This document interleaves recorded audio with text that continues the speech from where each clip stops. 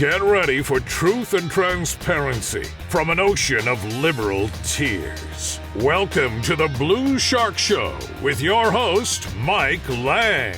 What's going on at the city council meetings? If you look at December 21st of 2021 on 7.4, could this be a power grab from some of the city council members? Yeah, I think it is a power grab from some members of the city council and the city manager, because here lately what we've had is a influx of people going to these city council meetings and holding their elected and appointed officials accountable and naming names, and, you know, not in a disrespectful or, you know, domestic terroristic way. What they're doing is going up there and putting it on record that, hey, we are watching you and we know what you are doing. Yeah, and we've seen that across the board, city council meetings, commissioner courts, and school boards, especially with parents getting involved in their local ISDs. And this is a good thing. Now, the elected officials and appointed officials might not always like what the people have to say, but that's just part of it. They're going to hold everyone accountable. They're going to make sure that they're doing their job. And sometimes that means you're not going to like what those people say. And that's part of being an elected official. And people have opinions. And they get up there during their comment period, and they say exactly what's going on. And I look at Steve Biggers, who came up and talked about Bruce Wadley and Vail both having some issues with the Texas Election Commission. So it's a good full house to talk about a couple things tonight: ethics and hypocrisy. So I don't know if you people know, and certainly the people in streaming land, but there are two sitting city council members in here that are currently under ethics campaign violation investigations. And they didn't like that. They want to shut people down like that.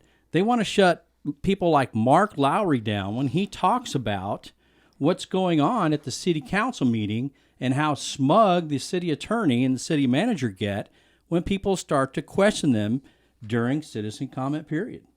So let me move. Mayor, I didn't write the agenda item. No, I it didn't was say submitted you did. to someone else. My job, You're both of laughing you. at these people, your smugness. These Both people of you. are My citizens. job is to... Yeah, another one that gets up there pretty regularly is Dave Eagle. You know, as commissioner, he has a lot of constituents there in the city limits, and he gets up there and lobbies on their behalf to the city council.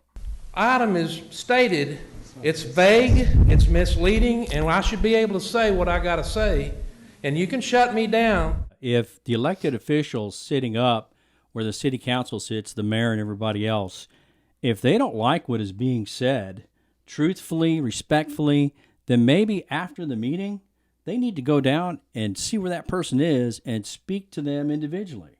Yeah, isn't that a novel idea? Yeah, what a concept, right? Yeah. Yeah, go talk to the people that are having the issue, get to the root of the problem, and do something about it.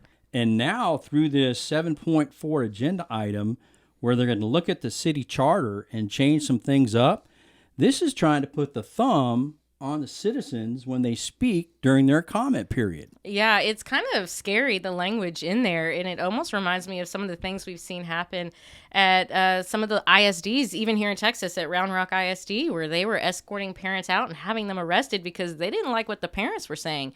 So what happens when you have people showing up at the city council meeting and someone decides they don't like what they're hearing?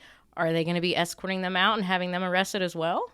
And it's, you know, while they are definitely targeting the citizens in a lot of these rule changes, they're also targeting Mayor Jim Jarrett because he is a man of the people.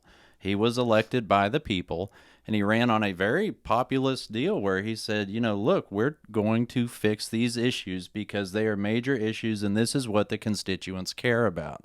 And the city council, certain elements of it, maybe 4 members, are trying to prevent him in any way they can by changing the rules of the game to limit his ability to be the presiding officer of these meetings. I would say maybe 4 members, maybe your city attorney, your city manager, a couple council people maybe, but nonetheless, there's people up there that are trying to circumvent this. What they want to change under 3.3D in the city charter is this, and I'm going to read it, and it's a few sentences, but people need to hear this. In the event the mayor fails to fulfill the duty to maintain the decorum, any city council member may declare point of order and state the violation and request the mayor pro tem to take the necessary action to maintain decorum under the same authority of the mayor listed above. In the event the mayor pro tem is absent, the city manager will direct the sergeant at arms to remove the offenders from the room. So if you look at the first sentence, and it says, if the mayor fails to fulfill the duty to maintain decorum.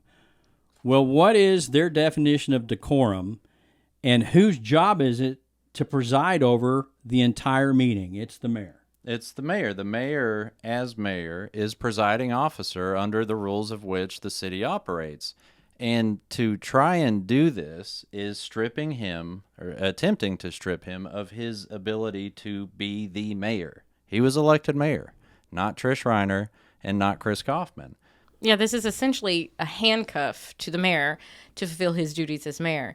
And so this basically transfers the power to any of the other council members to declare a point of order. So if somebody, for example, is talking during the public comments and they're saying something that that council member doesn't like, they could potentially call a point of order and then have them removed. If you, as a citizen, were to go to city council meeting and point out the failures of the people that have been in power for the last several years in regards to infrastructure or any other number of issues, and you say their name in the process, that's what really bothers them. And it's these thin-skinned politicians that make all these decisions but don't want the accountability that comes along with them. It's not the people's fault that we've got guys up there, and females too, that have been, basically being part-time council members. They're not doing their homework. They're not taking care of the business of the city, and the people are sick and tired of it. And that's evident when you look at some of these agenda items and they don't know what's going on.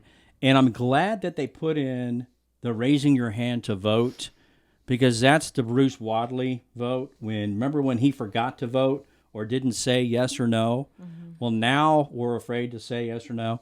Now you have to vote, and we can see who votes yes or votes no. But as far as this accountability, and if one of the council members doesn't like it, and they call a point of order, and we have one person up there that calls a point of order all the time. Mayor Pro Tem Trish Reiner. And, it's kind of funny because just let the people speak, let them speak. They've been respectful, and they're holding you accountable. And once again, if there are issues, talk to those people individually. You have to come out as an elected official and can't be afraid to get and talk with the public. But the last thing this sentence says in here in the paragraph that really gets me is, in the event a mayor pro tem is absent, the city manager will direct the sergeant at arms to remove the offenders from the room. So you've got a bureaucrat, an unelected person, that's going to direct the sergeant at arms to remove somebody from the room. Does that mean that that is a violation? Does that mean that it's a lawful thing? Is he going to have somebody arrested? Is it criminal trespass? What is this city manager going to be able to do? Well, we've seen in other areas in Round Rock ISD, they went actually and charged parents that were voicing their opinions, though one of them did get a little out of line. But those parents were voicing their opinions, and they came and charged them with a misdemeanor crime of impeding a public proceeding or something to that effect. Okay, so if you're talking to yourself and you're going, hey, that doesn't sound like a big deal, Chris Kaufman, he's city manager, maybe it goes down in the line. I think it should stay with the elected officials and not Chris Kaufman or the city attorney. Let's go further into this under 6.2, placement of agenda items. The agenda items are placed on the agenda by the city secretary. Now they want to change it to, you guessed it, the city manager. Yeah, and I think they want to do that because as it stands now, the mayor being the presiding officer, has oversight with the agenda. But if they transfer this to the city manager instead of the city secretary, now we have, an unelected bureaucrat in control of this. And I think a lot of Granbury's problems over the years have been this strong city manager style setup that the city adopted some years ago. There is no real accountability when it comes to the city manager. We can't vote in a new city manager. That has to be the council. If and when they make mistakes, the council can use them as a scapegoat and say, hey, we just were listening to the city manager. It's not right. Call me old school, but the city should be run by the mayor, not an unelected bureaucrat. And we already went over the city manager's contract before on how that's virtually impossible to get rid of a city manager without giving him a golden parachute. Yeah, it's going to cost the city a pretty penny to do that. So a lot of comments at this time that the city council gets is under 6.6, citizen comments on matters not on the agenda. And that's where they get a lot of comments about the infrastructure, the wastewater treatment plant, what's on the minds of the citizens. Well, they want to change that too. After the deliberation agenda is completed and before the meeting is adjourned. They want to put citizen comments on matters not on the agenda. You've taken your list of grievances or praise to the city council. They want to save that for the very tail end of the meeting. Now, you might ask, well, why would they want to do that? Well, this is going to be after they do their awards, their presentations, the deliberation agenda, the consent agenda, executive session at the very end of it. Right. So it's just kind of their attempt to try and save face in case there's people that are coming to speak about something that they may not like what they have to say. But I think one good thing about having it at the beginning is you've got more people there at the city council meeting. And when you have issues come up, whether it's good or bad, you're raising awareness to other people in that room that may not know about this issue or that issue. So it's a good thing, in my opinion, to have more people present when you have public comments happening, because you're raising awareness to issues that other people may not be aware of. And if we look at 7.3, when they're trying to redo the city charter, and I go back to the Mark Lowry talk, and when he was going back and forth with the city attorney, Jeremy Sorrell, and one of the council members, I believe it was Eddie Rodriguez, spoke up and said, hey, let's not have this going back and forth. And I agree. Eddie Rodriguez did a good job. The city attorney should have just said, stay quiet, and because Mark was already leaving the podium, but he had to say something. So this is coming up, 7.3, under personal privilege. The right of a city council member to address the council on questions of personal privilege shall be limited in case in which his or her integrity, character, or motives are assailed, questioned, or impugned.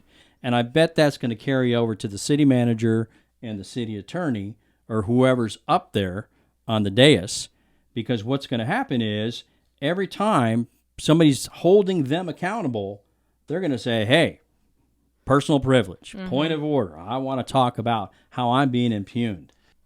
From a legal standpoint, though I'm not an attorney, nor do I play one on TV, this flies right in the face of the statutes that govern the Open Meetings Act.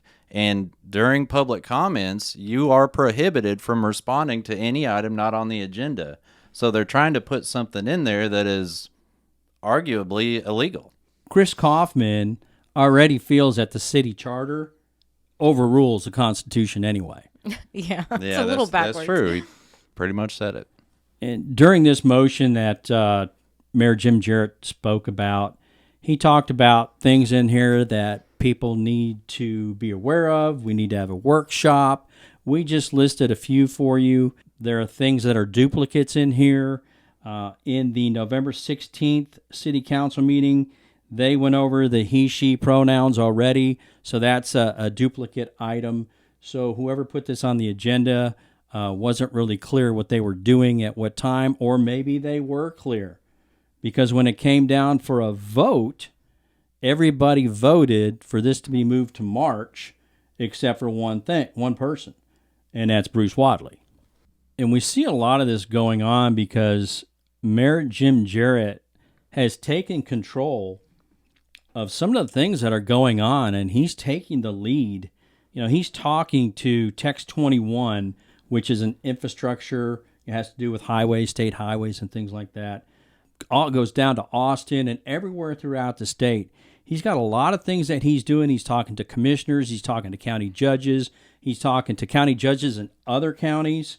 All the way from Oklahoma to the Mexico border along 377, Jim Jarrett has organized a group, the 377 Corridor Coalition, and that's made up of a bunch of mayors and county judges. He is taking the bull by the horns and trying to get the work done for the people.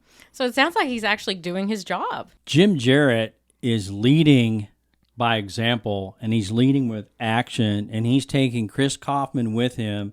And they were going to these meetings, and they're watching on Zoom, and they're taking care of things that should have been taken care of, frankly, years and years ago. So thank you, Jim Jarrett, for stepping up and bringing the rest of the council and employees of the city of Granbury with you to try to solve these problems. For a long time in Hood County, conservatives didn't think that they could win city elections. And what we saw over the summer is that we can. Yeah, it's a refreshing sight to see. I'm really glad that Jim got in there and that we have someone who's really a person for the people and who's, like you said, leading by example and doing the job and fulfilling his duties as mayor. Please be aware of what's going on with your city council and how they're trying to take the power away from you, the citizens, because of the people you elect to be there. We didn't elect the bureaucrats to take care of the city of Granbury. We elected the city council and the mayor. Shark Show out.